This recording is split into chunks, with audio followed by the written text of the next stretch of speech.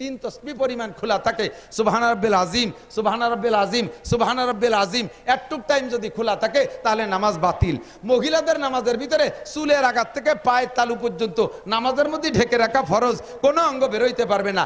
মহিলাদের নামাজের ভিতরে হাত একটা অঙ্গ, চুল একটা অঙ্গ, পা একটা অঙ্গ, বগল একটা অঙ্গ, এক একটা অঙ্গ আলাদা। কাপড় যদি নামাজের ভিতরে পড়ছে ঠিক করে, কিন্তু নামাজের ভিতরে ফ্যানের বাতাসে মাথাতে কাপড় পড়ে গেছে, মহিলা মনে করছে যে আমি তো দাঁড়াইছি তো ঠিক মতো, পরে ফ্যানে ফেলাই দিলে আমার দোষ কি? ওই অবস্থায় উনি নামাজ পড়ে উঠছে, ওনার নামাজ হয়নি। সিজদার থেকে উঠে যখন বসছে, বাচ্চা 2 বছরই একটা দুধ খায়, সে আইসে সুযোগ পেয়ে মার গায়ের কাপড় টান দিয়ে ফেলাই দিয়ে দুধ খাওয়া শুরু করে দিয়েছে, এক পাশ দিয়ে কাপড় গাছ থেকে খুলে ফেলাই দিয়েছে। 3 তসবিহ পরিমাণ খোলা থাকলে নামাজ বাতিল। নামাজ ফরজ, নামাজ দাঁড়ায় পড়া ফরজ, ফরজ নামাজ দাঁড়ায় পড়া ফরজ। 90% মহিলারা নামাজ দাঁড়ায় পড়ার থেকে চরম অলস, দুনিয়ার সব কাম কাজ করে ঠিক মতো, নামাজের সময় গেলে ওনার হাত পায়ে বল থাকে না, ফরজ নামাজ বসিয়ে পড়ে। আবার নামাজ শেষ করে উঠে যায়, দান উড়তি বলতি চলে গেছে, খুলে নে 3 ছলি দান উড়ই বলে জাকা নাকা গুলা ভরি বেলাইছে, অথচ নামাজের সময় আসলে ওনার গায়ে বল থাকে না। ফরজ নামাজ যদি বসে পড়ে তাহলে তার নামাজ হবে না, ফরজ নামাজ বসে পড়লে নামাজ হবে না। এবার আসেন আরেকটা মাসালা। আমরা এবার নামাজ ভাঙ্গার কারণ 19টা। কয়টা নামাজ ভাঙ্গার কারণ? কয়টা? 19টা। এই নামাজ ভাঙ্গার কারণগুলো আমার অহরহ ঘটে যাচ্ছে, অথচ আমি না জানা থাকার কারণে আমার নামাজ আমি পড়িয়ে যাচ্ছি, আপনার নামাজ হচ্ছে না। যেমন এদিক তাকান, তার ভিতরে নামাজ ভাঙ্গার কারণ 19টার ভিতরে 1 নম্বর কারণ হলো নামাজে কেরাত অশুদ্ধ পড়া। নামাজে কেরাত শুনবো, ইন্টারভিউ নেব নাকি? এই ইন্টারভিউ নেব? আমি জানি দেখতে যত সুন্দর ডকের, আসলে অত ডকের না। তবলিগে 3 চিল্লা দেশে, অথচ আজও পর্যন্ত কোরআন শরীফ শুদ্ধ করে পড়তে পারে না। বেশ কয়েক বছর আগে এই পাশের নাম আমি ভুলে গেছি, ওই যে ফোম কোম্পানিতে চাকরি করে না, যেন ফোমের ব্যবসা করে, কি যেন নাম, ওই ব্যাসপুরীর ওই পাশে ইবাদতের মাহফিলে আমি আসছি। ওই জায়গায় নড়ালির থেকে একটা তবলিগ জামাত আইছে, ওই পাশে নড়ালির থেকে, জেলা নড়ালির থেকে তবলিগ জামাত 3 দিন ওখানে কাটানোর পরে তবলিগের আমির সাহেব ওই দিন মাহফিলের দিন, শেষ 3 দিনের 3য় দিন, ওই দিন ওই মাহফিল ওনার মসজিদের কাজ সাইরা আমার মাহফিলে আসে, আইসি আমারে ধরছে, হুজুর আপনি সারা দেশে ওয়াজের মধ্যে তবলিগি রস করেন, আপনার এলাকায় তবলিগ করতে পারেন না? এই এলাকার মুসলমানরা আজও কলেমাটাও পড়তে পারে না। আমি বলে কি মুসলমান কলেমা পড়তে পারে না? এরকম মুসলমান এখনো আছে। হুজুর আমরা যে মসজিদে আসছি, ওই পাশে কোন মসজিদে যেন আসছে, আমাদের মসজিদে 3 দিন পর্যন্ত 3 বুড়োরে কলেমা মস্ক করাচ্ছি, আজকে আমি লাস্টে পরীক্ষা নিছি, আজও কলেমা পড়তে পারে নাই, অথচ নামাজ পড়তে পড়তে কপালে দাগ হয়ে গেছে। নিয়মিত ইশরাক পড়ে, আওয়াবিন পড়ে, তবলিগের সময় লাগাইছে, অথচ আজও কলেমাটা শুদ্ধ করে পড়া শেখে। আমি তো পড়ে কি কয় যে আজও আমার লাস্টে ইন্টারভিউতে জব কলেমা শুনেছে লা ইলাহা মুহাম্মাদুর রাসূলুল্লাহ। আমি ধমক দিছি, মিয়া আজ 3 দিন পড়াচ্ছি লা ইলাহা ইল্লাল্লাহ মুহাম্মাদুর রাসূলুল্লাহ, এখনো ইল্লাল্লাহ কইতে পারেন? আপনি কি আজ বাদে কাল যাবেন মরে, রাতারাত মরে যেতে পারেন, এখনো কলেমাটা শুদ্ধ করে পড়তে পারেন না? সে বুড়ো আমারে কয়, মিয়া সব জায়গার কলেমা একরকম না। বুঝাইছে তোমাকে নড়াইলে কলেমা ইল্লাল্লাহ আছে, আমাকে গুফাইলে কলেমা ইল্লাল্লাহ নাই। ও মুসলমান, নামাজের ভিতরে অশুদ্ধ পড়েন, সূরা ফাতিহা জিজ্ঞেস করলে এর ভিতরে 90% পাবলিক শুদ্ধ করে পড়তে পারবেন না। কথা বলেন ঠিক কি ঠিক না? একামত দেন। আমি আমার মাদ্রাসার মসজিদে কুরবানির বন্দে সম্ভবত সব ছাত্ররা চলে গেছে, হুজুররা কেউ নাই, একা একা মসজিদে নামাজ পড়ি। একজন পাবলিক আছে আমার পাশে, ও প্রত্যেক ওয়াক্তেই নামাজ পড়ে, ও সব মাদ্রাসা খোলা থাকলে মাদ্রাসা পড়ে, এমনি সময় পড়ে। ও মুসল্লি আর আমি একা, আমি ইমাম।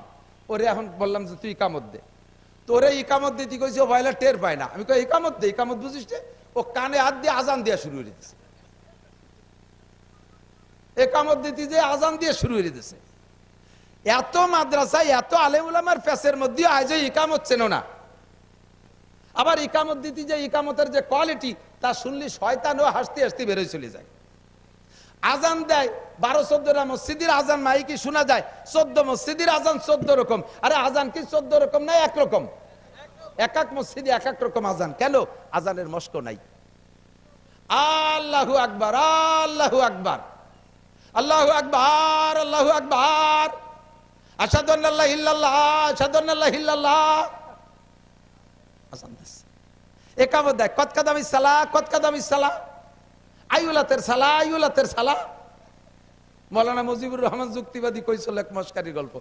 গেছি লন্ডন, লন্ডন যাই এক মসজিদে দেই যে নামাজ পড়তে ঢুকছি, মসজিদে যে একামত দিচ্ছে, তো একামতে হাইয়ালাল ফালা যা কইলো তাতে শোনা যাচ্ছে হালার বোথালা, হালার বোথালা। পরে নামাজের পরে ওরে ধরছি, এ তোর বাড়ি কোন জায়গা? পরে আমার বাড়ি বাংলাদেশের সিলেট। তো একামতে কি কি কলি? এই হাইয়ালাল ফালা কলি না হালার বোথালা কলি? যা কই তা কই, তাই 1 লাখ টাকা বেতন। তো জীবন ভরে 1 লাখ টাকা বেতন খাইলা আর হাইয়ালাল ভালাটা ঠিক করে বলা শিখলে না। এর ভিতরে একামত বলতে মস্ক বলতে বললে 90% পাবলিক একামত ফেল করবেন। আমি একটু একামত মস্ক করাই। এই একামত মস্ক করানো ওয়াজ ঠুক কিসসা কাহিনী আর দুনিয়ার আজেবাজে দিয়া 1000 বছর ওয়াজ করলে যে নেকি হবে, এই একামত মস্কের ভিতরে আপনি তার চেয়ে বেশি নেকি নিয়ে বাড়ি যাবেন ইনশাআল্লাহ। রাজি আছেন তো ইনশাআল্লাহ? একামত দেবেন, এদিক তাকান। আজানে পড়তাম দুই শব্দ একসাথে, আল্লাহু আকবার, আল্লাহু আকবার। বার করে টানলে আজান গলত, ওই আজান আবার দিতে হবে। আল্লাহু আকবার, আল্লাহু আকবার। আপনার ঈমান নষ্ট হয়ে গেছে। কি বলছেন আপনি জানেন? আল্লাহু আকবার মানে আল্লাহ সবচেয়ে বড়। যদি কেউ টান দেন তখন জিজ্ঞাসা হয়ে গেছে। আপনি তখন কেমন কাহারো কাছে জিজ্ঞাসা করতেছেন আল্লাহ কি বড়? আমার তো তা মনে হয় না। এ আল্লাহ বড় না ছোট? আল্লাহ যে বড় এইটা কি কাহারো কাছে জিজ্ঞাসা করবেন না স্বীকার করবেন? বলেন জিজ্ঞাসা করবেন না স্বীকার করবেন? কিন্তু আপনি যে আজান আর ইকামত দিয়েছেন আরে টান দিয়ে এইটা আপনি জিজ্ঞাসা করে ফেলেছেন, হামজা ইস্তেফহাম, আল্লাহু আকবার। এরপর আবার আপনি বলেন আল্লাহু আকবার, আল্লাহু আকবার। এ আরেক মাইর কইছেন আল্লাহু আকবার। কি কইছেন জানেন? আল্লাহ বড় বেয়াদব, আল্লাহ বড় উশৃঙ্খল। আকবার মানে সবচেয়ে বড়। আকবার হলো শয়তানের সিফাত, শয়তানের গুণ হলো আকবার। আকবার মানে উশৃঙ্খল, আকবার মানে বেয়াদব, আকবার মানে উশৃঙ্খল। আল্লাহ কি বেয়াদব উশৃঙ্খল? কিন্তু আপনি বলছেন আল্লাহু আকবার, তার মানে আল্লাহ উশৃঙ্খল। তাহলে আপনার নামাজ কি হয়েছে? ইন্নাস সালাতা তানহা আলী, এই পিন পড়ে যাচ্ছে, এগুলো সব পিন পড়ে যাচ্ছে, বাল্ব টিউব খুলে যাচ্ছে, লাঙ্গলির ইস্তে খুলে গেছে। এর কারণে আপনার নামাজে আপনারা বিড়ির থেকে ফিরেতে পারে না, আপনার নামাজে আপনারা বেপরদা থেকে ফিরেতে পারে না, আপনার নামাজে আপনারা সুদে কারবারতে ফিরেতে পারে না, আপনার নামাজে আপনারা ঘুষ খাওয়া থেকে ফিরেতে পারে না, আলটালে থেকে ফিরেতে পারে না, জারি যাত্রা করসা গাজীর গান থেকে ফিরেতে পারে না, আপনার নামাজে আপনার ঠাউর বাড়ি মেলায় যা থেকে ফিরেতে পারে না, মদ গাজা ইয়াবা ফেন্সিডিল হিরোইন থেকে ফিরেতে পারে না, পরের জমি জাল দলিল করা থেকে ফিরেতে পারে না, জিনা ব্যভিচার থেকে ফিরাইতে পারে না, দুধে পানি দেওয়া থেকে ফিরাইতে পারে না, মিথ্যে কথা থেকে ফিরাইতে পারে না। নামাজের দায়িত্ব ছিল এই সমস্ত আকাম থেকে ফিরেলু, কিন্তু আপনি নামাজ জারি শুদ্ধ করতে পারেন নাই, এর কারণে আপনার কোন আকাম থেকে ফিরেতে পারতেছে না। কষ্ট হচ্ছে? অপরিজনীয় কিছু বলতেছি? সমস্যাগুলো আছে না নাই কথা বলেন। এরপরে এদিক তাকান, এবার একটু আজান একামতটা মস্ক করাই দিয়ে এদিক এদিক আজান দেবে মুয়াজ্জিন। অনেকে আজান দেওয়ার জন্য পাগল, বুড়ো জীবন ভরে আজান দিয়েছে ভুল আজান। এ ফাঁকে যদি বুড়োর আসতে দেরি দেহে কেউ শুদ্ধ আজান একটা দিয়ে ফেলে, বুড়ো গদগদ করে মসজিদে নামাজ না পড়ে আইটি চলে যায়, নামাজ পড়বো না, আমার আজান আর একজনে দিয়ে দিছে। তোমার আজান দিতে এত লোভ, তা তুমি যে সাতা আজান দাও ওতে তো আজান হয় না। কয় যে হযরত বিলালের ভুল আজান, এটা আমরা শুনছি। আরে ভুল আজানের অনুমতি আছে, আপনি ভুল আজানের অনুমতি আছে কখন জানেন? আপনার বিলাল রাদিয়াল্লাহু তাআলা আশহাদু আল্লাহ কইতে পারতো না, আশহাদু কইতো। তার কারণ হলো উমাইয়ার বাড়ির গোলাম ছিল। হযরত বিলাল মুসলমান হওয়ার কারণে, কলেমা পড়ার কারণে উমাইয়া লোহা পুড়াইয়া হযরত বিলালের জিহ্বায় সেকা দিয়েছিল। সেই সময় জিহ্বাটা পুড়ে খাটো হয়ে গেছে, তাই সে আশহাদু শিন কইতে পারতো না, আশহাদু কইতো। আপনার জিহ্বে পুড়াইছে কোন উমাইয়া? এরপরে বিলাল 23 বছর নবী পাকের পিছনে পিছনে ঘুরে মস্ক করছে, তারপরও পারে নাই। আপনি কয়দিন মস্ক করছেন? আপনারে মস্ক করতে যদি মসজিদি তবলিগ আইছে, যদি বলি যে কাকা মসজিদি যেন মস্ক আছে, কয় যে না আমার হলো মাজায় ব্যথা, বসে থাকতে পারি না, চার দোকানে ঘন্টার পর ঘন্টা বসে থাকবে, মসজিদি যাইতে পারে না। তবলিগি যে মস্ক করতে পারে না, হুজুরি কাছে মস্ক করতে পারে না। আপনাকে বিনা মস্কে এই যে ভুল আজান দিয়ে যাচ্ছেন, এই আজানের বিনিময়ে আপনি কিচ্ছু পাবেন না কিয়ামতের ময়দানে। একামতটা শুদ্ধ করে দেন। একামতের 4 শব্দ এক নিঃশেষে। প্রথম 4 শব্দ এক নিঃশেষে। আমি বলবো, আপনারা একটু বলবেন আল্লাহু আকবার, আল্লাহু আকবার, আল্লাহু আকবার, আল্লাহু আকবার। একটু দেন না। 4 শব্দ এক নিঃশেষে। এরপরে প্রত্যেক দুই শব্দে এক এক নিষেধে আশহাদু আল্লা ইলাহা ইল্লাল্লাহ, আশহাদু আল্লা ইলাহা ইল্লাল্লাহ,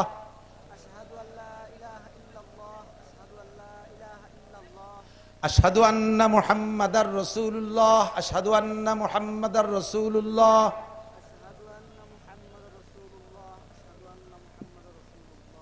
হাইয়া আলাস সালাহ, হাইয়া আলাস সালাহ।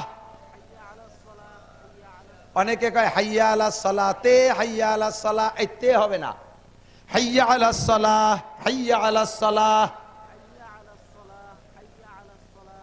অনেকে কয় হাইয়া আলাল ফালাহ, হাইয়া আলাল ফালাহ, মাঝে একবার হাই কই একটা গাই দেয়, এই গাই হবে না, হাইয়া আলাল ফালাহ, হাইয়া আলাল ফালাহ। কদ কামাতিস সালাতু, কদ কামাতিস সালাহ, তাই নাকি? কদ কামাতিস সালাহ, কদ কামাতিস সালাহ।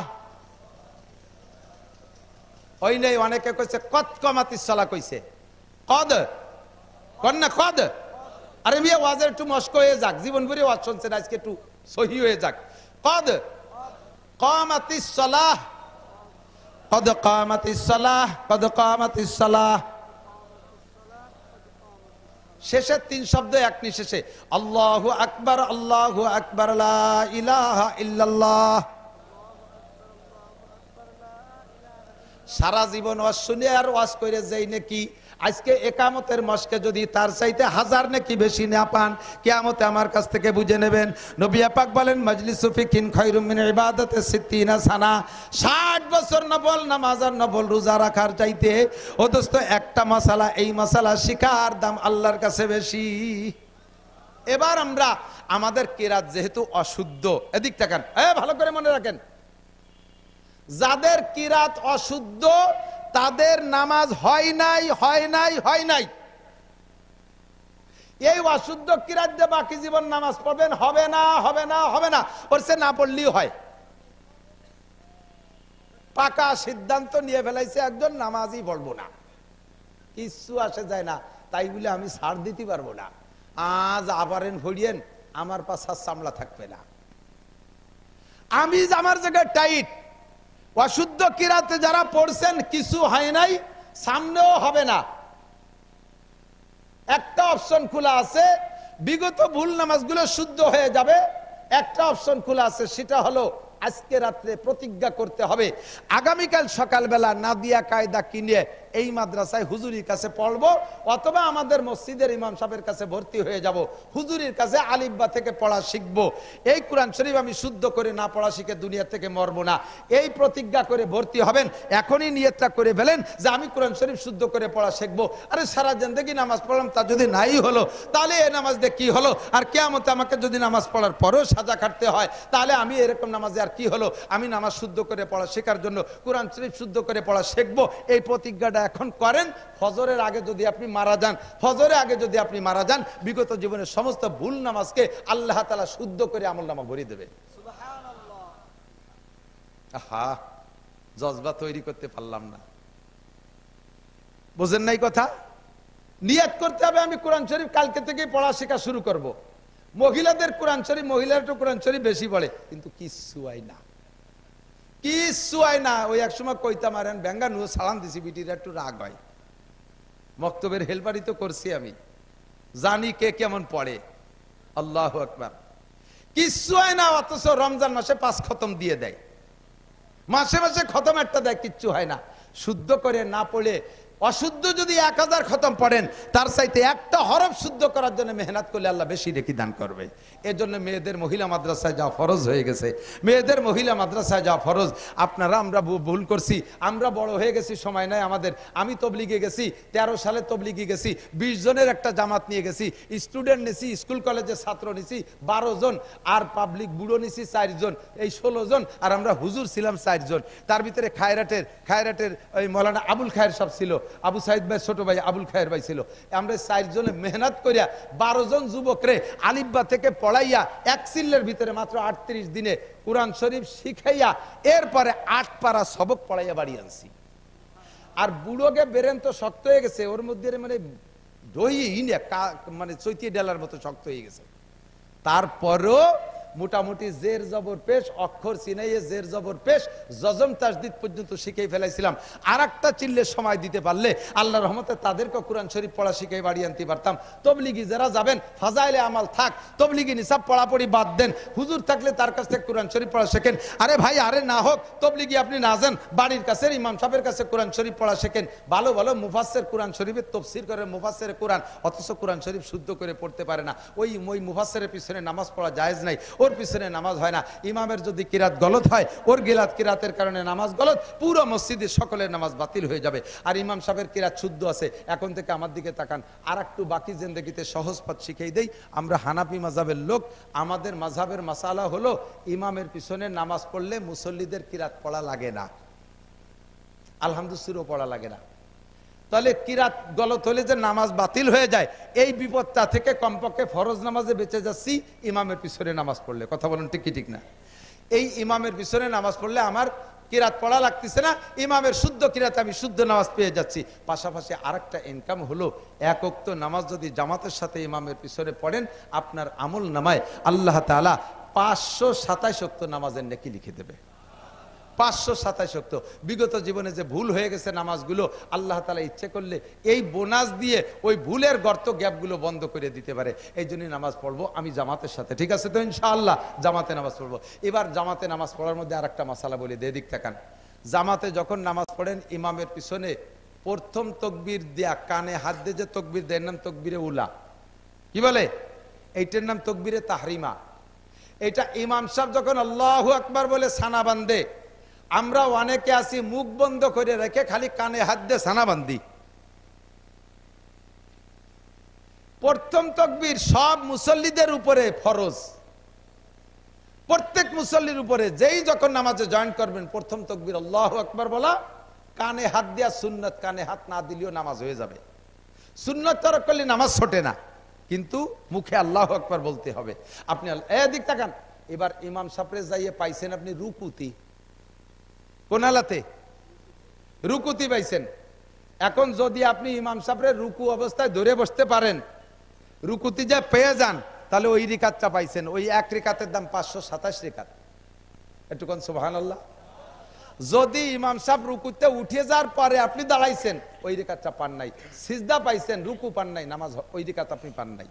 ভালো করে মনে রাখবেন। এই জায়গায় অনেকে ভুল করে, রুকুতে ইমাম সাহেব সিজদা গেছে, ইমাম সাহেবের সাথে সিজদা গেছে, রুকু পাই নাই, মনে করছে রিকাত পেয়ে গেছি। আপনি কিন্তু ওই রিকাত পান না, ওই রিকাত সালাম ফিরের উপরে আবার পড়িয়ে দিতে হবে।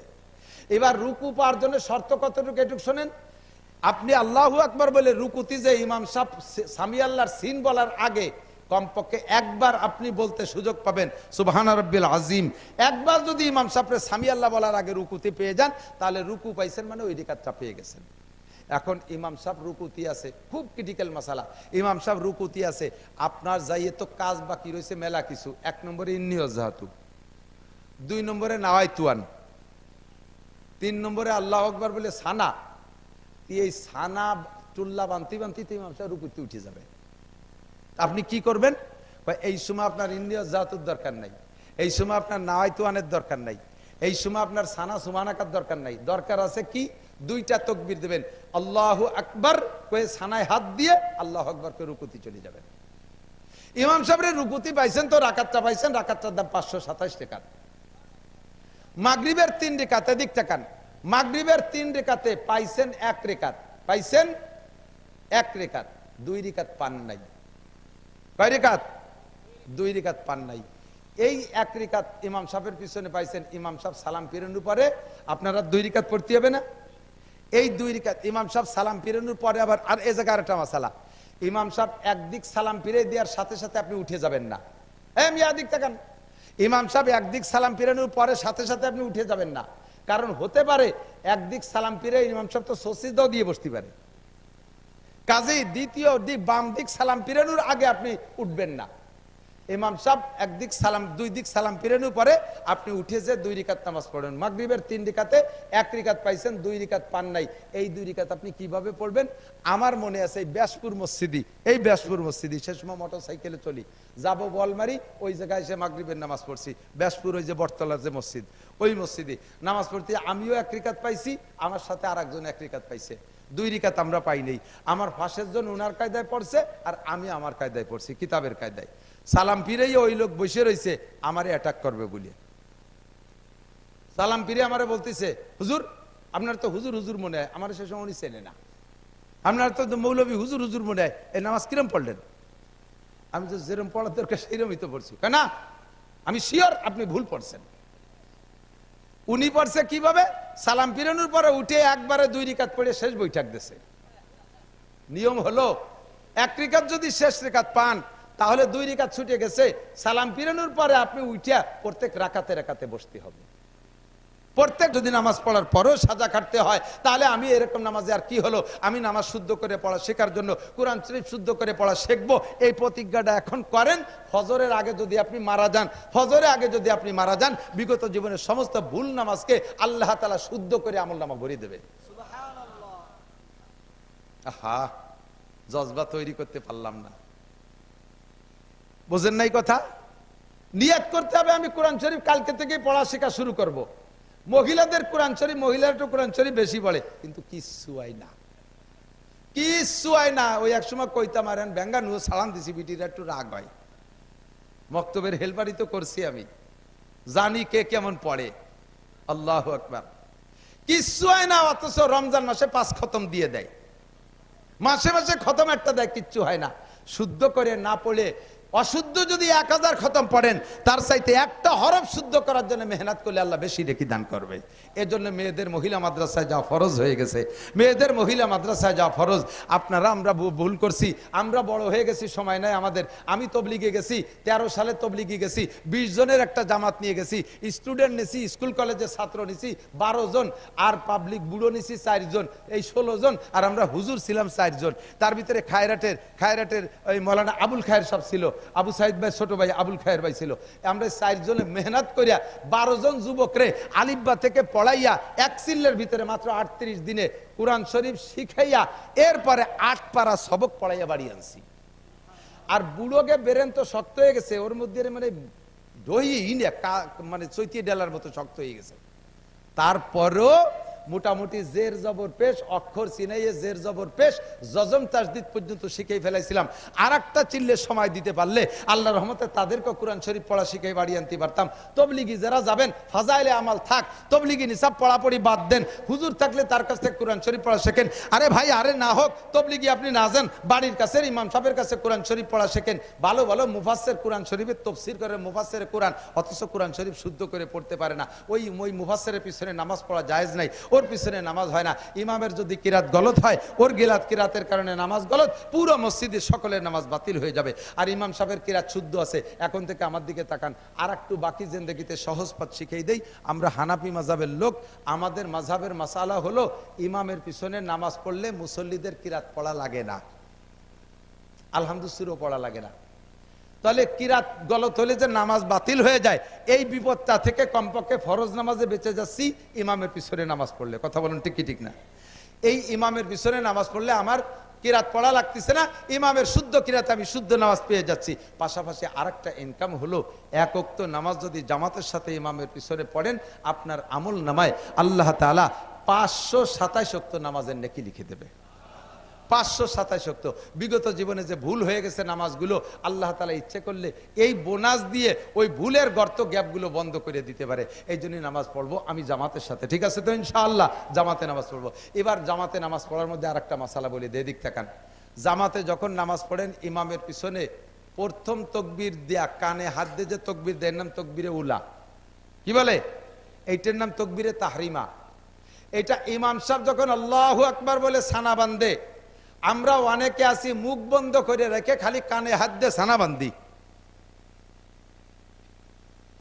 প্রথম তাকবীর সব মুসল্লিদের উপরে ফরজ, প্রত্যেক মুসল্লির উপরে। যেই যখন নামাজে জয়েন করবেন, প্রথম তাকবীর আল্লাহু আকবার বলা, কানে হাত দেয়া সুন্নাত, কানে হাত না দিলেও নামাজ হয়ে যাবে। সুন্নাত তরক করলে নামাজ ছোটে না, কিন্তু মুখে আল্লাহু আকবার বলতে হবে। আপনি এদিক তাকান।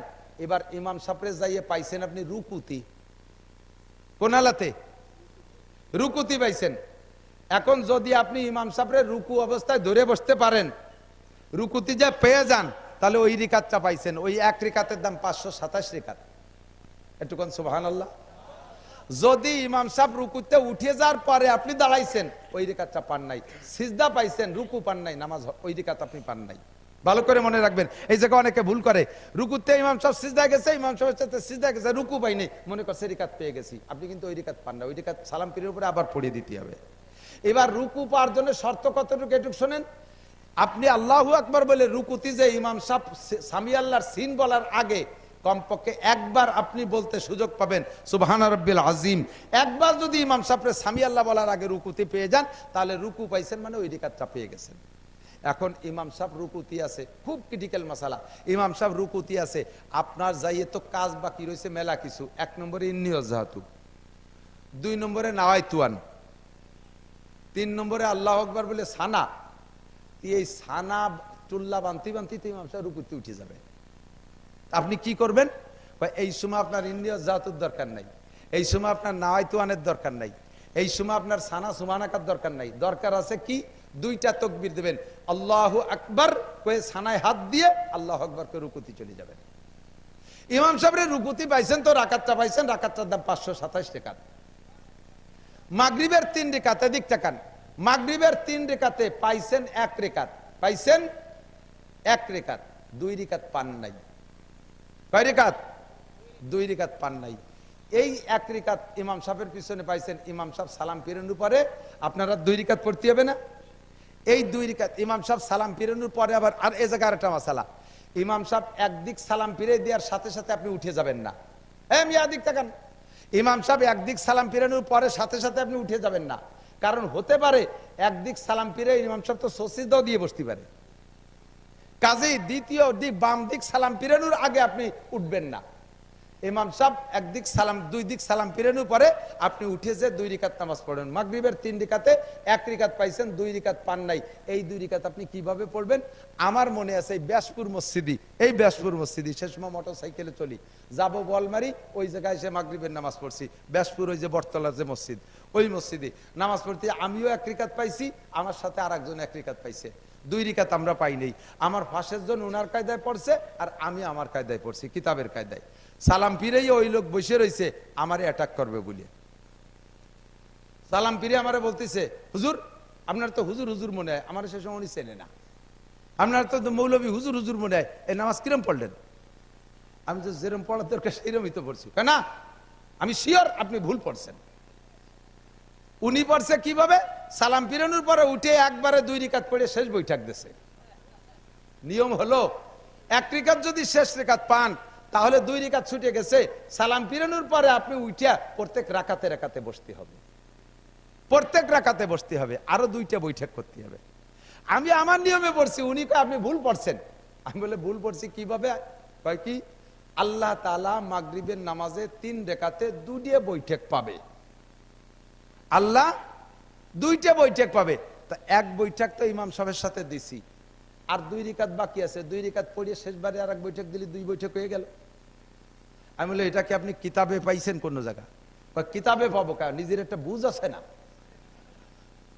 2 রেকাত 3 রেকাত নামাজে 2 বৈঠক, তা 1 বৈঠক দিছি আর 1 বৈঠক বাকি আছে। নিজের বুঝ হিসেবে পড়লে হবে না, আপনাকে এবার প্রত্যেক রাকাতে বসতে হবে। কথা বলেন ঠিক না? আর একটা মাসালা বলি, পিন মার্কা মাসালা, এদিক তাকান। এর একটা মাসালার দাম 60 বছর নফল নামাজ নফল রোজার চাইতে বেশি। সেটা হলো জোহরের নামাজ 4 রেকাত, ইমামের পিছনে পাইছেন 1 রেকাত, কয় রেকাত বাদ আছে? 3 রেকাত। ইমামের পিছনে পাইছেন কি প্রথম রেকাত না শেষ রেকাত? শেষ রেকাত না?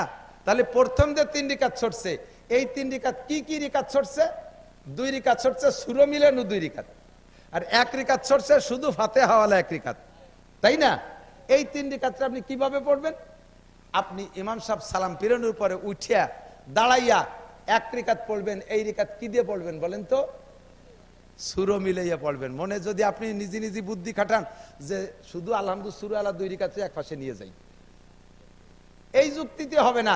সালাম ফিরানোর পরে দাঁড়ায় উঠাইয়া প্রথম রেকাত 1 রেকাত পড়বেন, সূরা মিলাইয়া পড়িয়ে বসতে হবে।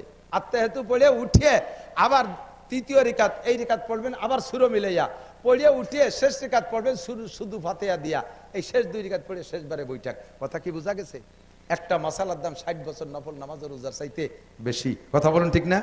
মাঝে মাঝে এমন অ্যাক্সিডেন্ট হয় কিনা আপনাকে জানি না, আমার হয়, কারণ আমার ইমান অতটা ভালো না। নামাজে বসলে দুনিয়া মাদ্রাসা নিয়ে চিন্তা করি, তো বডিগি চাইল নাই, হুজুরকে বেতন নাই, ওদেরকে সিমেন্ট নাই, নানানটা মাদ্রাসার মধ্যে মাদ্রাসা ঢুয়ে যায় নামাজের মধ্যে। কাজেই প্রথম বইটাকে আত্মাহেতু ভর্তি ভর্তি 3-4 রিকাতালা নামাজে আত্মাহেতু ভর্তি ভর্তি ইন্না কান্তাল গফুরুর রহিম চলে যাই। ওই জায়গা যাইয়ে মনে উঠলি তো ভারতের ব্যবসার মধ্যে পড়ে গেছি। এখন যেই নামাজ 3 রিকাত বা 4 রিকাতওয়ালা নামাজ, মা বোনরা লক্ষ্য করবেন, মাঝে খানিক পুরুষকে মশলা গেছে, এবার এ মশলা সবারই পেশ পড়ে। 3 রিকাত বা 4 রিকাতওয়ালা নামাজের প্রথম বইটাকে যদি আব্দুহু ওয়া রাসূলুর পরে আত্তাহিয়াতুর পরে দুরূদ শরীফ থেকে সর্বনিম্ন আল্লাহুম্মা সাল্লি আলা মুহাম্মদ এতটুকু যদি আপনি বেশি পড়ে ফেলেন, তাহলে সুজদা ওয়াজিব হয়ে গেছে। সুজদা ওয়াজিব হয়ে গেছে। আপনি শেষ বইটাকে সুজদা করতে হবে। আর ইন্না কান্তাল গফুর রহিম পর্যন্ত পড়লেও একই ওয়াজিব তরক হইছে। অর্থাৎ দুরূদ শরীফ থেকে আটটুক বা তার চেয়ে বেশি যদি আপনি পড়ে ফেলেন, সুজদা ওয়াজিব হয়ে গেছে। ইচ্ছাকৃতভাবে যদি এই ভুল করেন নামাজ হবে না, সুজদা দিলেও হবে না। আর অনিচ্ছাকৃত এই ভুল হয়ে গেলে শেষ বইটাকে সুজদা দিয়ে সমাধান করতে হবে। আপনার এই মশলা না জানা থাকার কারণে জিন্দেগিতে এমন ভুল যা করছেন ওই নামাজগুলো আবার পড়তে হবে, নইলে একাক ওয়াক্ত নামাজের জন্য 230 কোটি 40 লক্ষ বছর জাহান্নামে পড়তে হবে। আর একটা জরুরি মশলা বলবো, সে মশলাটা এদিক তাকান। সিজদার থেকে উঠে পুরো টান হয়ে বসা কতটুক টাইম? আল্লাহুম্মা গফিরলি ওয়ারহামনি ওয়াহদিনি ওয়ারযুকনি ওয়াআফিনি, এই দোয়াটা পড়তে যতটুক টাইম লাগে আপনি দোয়া পারলে পড়েন, না পারলে অতটুক টাইম সোজা করে বসে থাকতে হবে। নইলে সিজদাতে উঠেই যদি আপনি বিরতিহীনভাবে চলে যান, দ্রুত চলে যান, আপনি ইচ্ছাকৃতভাবে ওয়াজিব তরক করেছেন, আপনার নামাজ বাতিল, সিজদা দিলে সারবে না। রুকু থেকে উঠে জাকি দিয়ে আবার সিজদায় চলে গেছেন, পুরো টান টান হয়ে দাঁড়ান নাই। রব্বানা লাকাল হামদ এ বলার পরে হামদান কাসীরান তাইয়্যিবান মুবারাকান ফি এতটুক বলা পর্যন্ত আপনাকে দাঁড়ায় থাকা ওয়াজিব। এই টাইমটা যদি না দেন, না পড়েন, আপনি ওই দোয়াটা না পড়েন, যদি দাঁড়ায় না থাকে সোজা টান হওয়ার সাথে সাথে আবার রুকুতে চলে গেছেন, আপনি ইচ্ছাকৃত ওয়াজিব তরক করছেন, আপনার নামাজ বাতিল। সারা জীবন ভরে এই কাম করছেন, কোনো নামাজে আপনাকে জাহান্নাম থেকে বাঁচাইতে পারবে না। আর একটা কথা, আর একটা মশলা না বলে পারছেন, এদিক দেখান। আপনার দোয়া দুরূদ সব পড়া হয়ে গেছে। এই ইমাম সাহেবরা খেয়াল করবেন বেশি করে, পিছনে মুসল্লি আছে, ইমাম সাহেব নামাজে দাঁড়াইছেন, দোয়া দুরূদ সব ইন্না কান্তাল গফুর রহিম পড়া হয়ে গেছে। এখন পড়া যখন শেষ, ইমাম সাহেব খুব তাড়াতাড়ি সালাম ফিরিয়ে দিতে হবে। যদি ইমাম সাহেব চিন্তা করে আমার তো পড়া হয়ে গেছে, মুসল্লি গিয়ে হইছে কি না হইছে, এই জন্য উনি একটু বিরতি দিয়েছে, চুপ করে রয়েছে, ওকে হোক শেষে একবারে সবাই মিলে সালাম ফিরাবো। এই বিরতিটা যদি টাইম এটুক দেয়, সুবহানা রাব্বিল আযীম সুবহানা রাব্বিল আযীম সুবহানা রাব্বিল আযীম, এটুক টাইম যদি চুপ করে থাকে, সালাম না ফিরাইয়া পড়া শেষ হয়ে যাওয়ার পরে ইমাম সাহেব ইচ্ছাকৃতভাবে চুপ করে বসে রয়েছে, সালাম না ফিরাইয়া, সুজদা দিলেও সারবে না, নামাজ বাতিল, আবার পড়তে হবে। এর এক একটা মাসালার দাম 60 বছর নফল নামাজ ও নফল রোজার চাইতে বেশি। সবচাইতে বড় কথা হলো বাবা, এরকম মসলা যে কত জানি না, ফরজ আর ওয়াজিবের ভিতরে খুব কাছাকাছি পার্থক্য। একই জায়গায় দুটো জিনিস ঢুকে গেছে। এদিক তাকান, নামাজের মধ্যে সূরা ফাতিহা পড়া ওয়াজিব, বলেন সূরা ফাতিহা পড়া ওয়াজিব, সূরা ফাতিহা পড়া ওয়াজিব। আর কিরাত পড়া ফরজ, কিরাত পড়া কি ফরজ।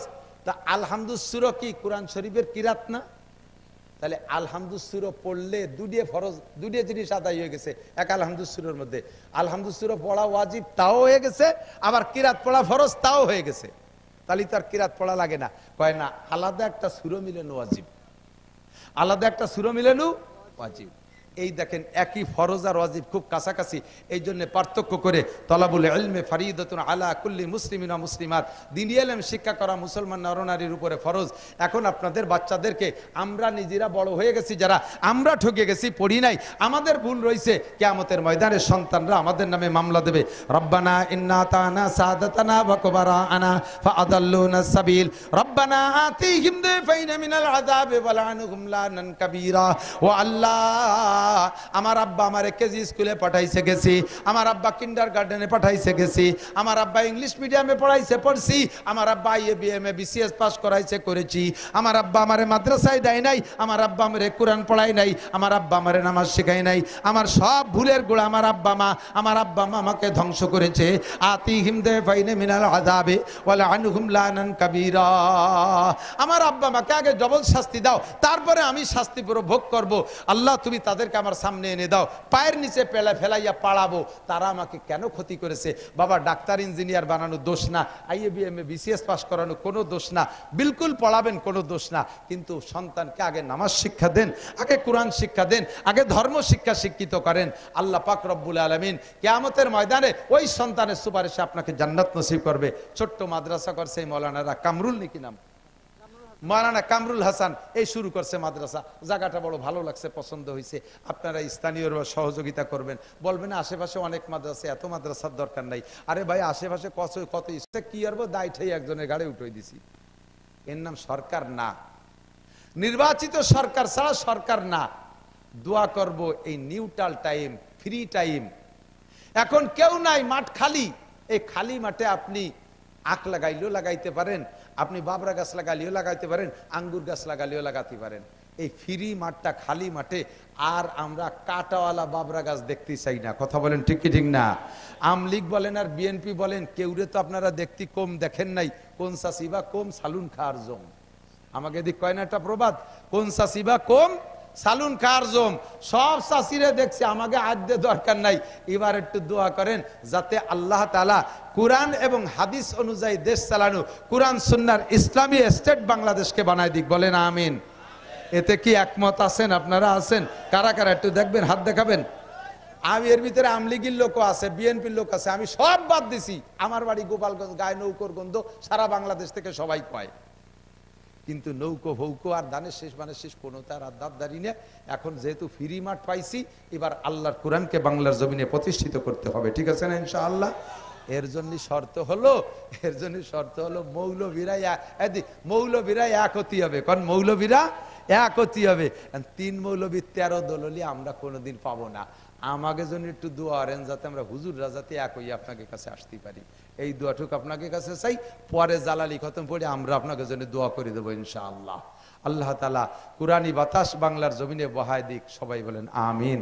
দুরূদ শরীফ পড়ি। আল্লাহুম্মা সাল্লি আলা মুহাম্মাদিন ওয়া আলা আলি সাইয়্যিদিনা মুহাম্মাদিন ওয়া বারিক ওয়া সাল্লিম। আল্লাহুম্মা সাল্লি আলা মুহাম্মাদিন ওয়া আলা আলি সাইয়্যিদিনা মুহাম্মাদিন ওয়া বারিক ওয়া সাল্লিম। মাদ্রাসা যদি জমে যায় তাহলে বহিরাগত ছাত্ররা এসে আবাসিক হয়ে যাবে। আর আবাসিক যারা থাকবে এদের যদি বোর্ডিংয়ে খাওয়াইতে হয়, এক একটা ছেলের পিছনে মিনিমাম 3000 টাকা লাগে। তাহলে 3000 টাকা কামাই করে কয়টা ছেলের পালা পোষা যাবে? আবার বাড়ি যদি আপনার খাবারের সাথে একটা ছেলের লজিক রাখেন, তাহলে ওই 3000 টাকা আপনার সংসারেতে খরচ হচ্ছে, এটা আপনি টের পাবেন না। ফাঁকে মাদ্রাসা 3000 টাকা বেঁচে যাবে। যদি বহিরাগত ছেলেরা এসে আবাসিক হয়ে যায়, আপনারা কি একটু লজিং রাখবেন ইনশাআল্লাহ? 4টে ভাত খাওয়াইতে পারবেন তো ইনশাআল্লাহ? দেখবেন আপনার ভাতে কম পড়বে না। ওই ছেলেটা রাত্রে তাহাজ্জুদ পড়ে দোয়া করবে, আপনি নাক ডেকে যে সময় ঘুমোচ্ছেন, আপনারা বউ বাচ্চা সবাই খেয়ে দিয়ে ঘুমাচ্ছেন, ওই সময় আপনার পরিবারের জন্য দোয়া করবে। ইনকামে বরকত হবে ইনশাআল্লাহ। আপদ বিপদ থেকে আল্লাহ রক্ষা করবে। আল্লাহ তাআলা কবুল করুক। আল্লাহুম্মা সাল্লি আলা মুহাম্মাদিন ওয়া আলা আলি সাইয়্যিদিনা মুহাম্মাদিন ওয়া বারিক ওয়া সাল্লিম। রব্বানা যালামনা আনফুসানা ওয়া ইল্লাম তাগফির লানা ওয়া তারহামনা লানাকুনান্না মিনাল খাসিরিন। আয় মেহেরবান আল্লাহ, জুমার রাত্রে, রবিউল আউয়াল মাস, দামি মাসের দামি রাত্রে তোমার নেককার বান্দা বান্দীদেরকে নিয়া আমি মূর্খ, আনপড়, অযোগ্য, বেআমল যা পারসি শরিয়াতের কিছু মাসালা নিয়ে আলোচনা করেছি। রব্বুল আলামিন আমাদের আলোচনার ভুলচুক মাফ করে তুমি কবুল করে নাও। আয় রব্বুল আলামিন আমাদের জীবনের সব গুনাহ তুমি মাফ করে দাও। হাজার হাজার গুনাহ করি, ইবাদত করি, তাও গুনাহ হয়ে যায়, ইবাদতও হয় না। আয় আল্লাহ রব্বুল আলামিন এই সমস্ত ভুল ত্রুটি মাফ করে তুমি আমাদেরকে ক্ষমা করে দাও। আমাদের সব ইবাদত বন্দেগী তুমি কবুল করে নাও। বাকি জিন্দেগি শুদ্ধ করে ইবাদত করার তৌফিক দান করো। আমাদের আব্বা মা, দাদা দাদি, নানা নানি, শ্বশুর শাশুড়ি, আত্মীয় স্বজন, পাড়া প্রতিবেশী, বন্ধু বান্ধব, উস্তাদ শাগরেদ, পীর মুর্শেদ, ছাত্র ভাই, কর্মজীবনের আপনজন বন্ধু যারা কবরে শুয়ে আছে, সকলের পক্ষ থেকে ক্ষমা চাই, তুমি মাফ করে দাও। সকলের কবর আযাব তুমি এক্ষুনি বন্ধ করে দাও। এই এলাকায় যত কবরবাসী কবরে শুয়ে আছে এই মাদ্রাসার ওসিলায় আমাদের মাহফিলের দোয়ার ওসিলায় আল্লাহ সব কবরবাসীর কবর আযাব মাফ করে দাও। আমরা যারা দুনিয়ায় বেঁচে আছি আমাদের জান মাল ইজ্জত আবরু তুমি হেফাজত করো। আয় আল্লাহ আমাদের সকলকে ঈমান ও ইসলামের সাথে থাকার তৌফিক দান করো। পরিপূর্ণ সুস্থতার সাথে সম্পূর্ণ ইজ্জত ও সম্মানের সাথে প্রশস্ত হালাল রিজিকের সাথে আমাদের সবাইকে তুমি লম্বা হায়াতে তৈবা দান করো। হাসপাতালের বেডে ঘরের বিছানায়